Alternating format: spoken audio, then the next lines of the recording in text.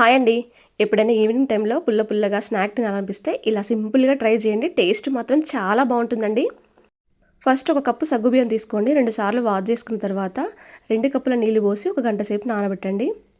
గంట సేపు తర్వాత పూర్తిగా వాటర్ పీల్చుకుంటుంది. మనకు సగ్గుబియ్యం కూడా మెత్తగా అవుతుందండి. మిక్సీ జార్‌లో వేసుకొని మెత్తగా మిక్సీ పట్టేసుకోండి అదే వాటర్ తోటి. ఒక కప్పు సగ్గుబియ్యానికి 5 కప్పుల వరకు బియ్యపు పిండి తీసుకోండి. పొడి బియ్యపు పిండి అండి ఇది. మిక్సీ పట్టేసుకున్న సగ్గుబియ్యం పేస్ట్ దీంట్లో వేసేసి మిక్సీ జార్ తీసుకొని ఒక 4 పచ్చిమిర్చి, చిన్న సైజు అల్లం ముక్క చిన్న ముక్కలుగా కట్ చేసుకొని వేసుకోండి. అలాగే ఒక 1 టేబుల్ స్పూన్ వరకు జీలకర్ర వేసుకొని మెత్తగా మిక్సీ పట్టేసుకోండి. ఇప్పుడు పిండిలో కలిపేసుకొని ఒక కప్పు వరకు పెరుగు తీసుకోండి. పెరుగు కొంచెం పుల్లగా ఉంటే చాలా బాగుంటుందండి. 1/2 కప్పు వరకు నువ్వులు తీసుకోండి.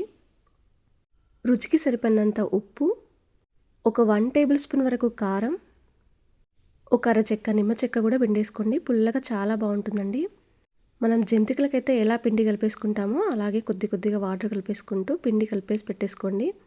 ఇప్పుడు స్టార్ ఆకారం ఉన్న బిళ్ళ తీసుకొని జంతికల గుట్టంకి ఆయిల్ అప్లై చేసి జంతికల గుట్టంలోకి పిండి పెట్టేసి చక్రాలాగా తిప్పేసుకోండి. లేదంటే డైరెక్ట్గా ఆయిల్లోనే ప్రెస్ చేసుకున్నా కూడా బాగుంటాయండి.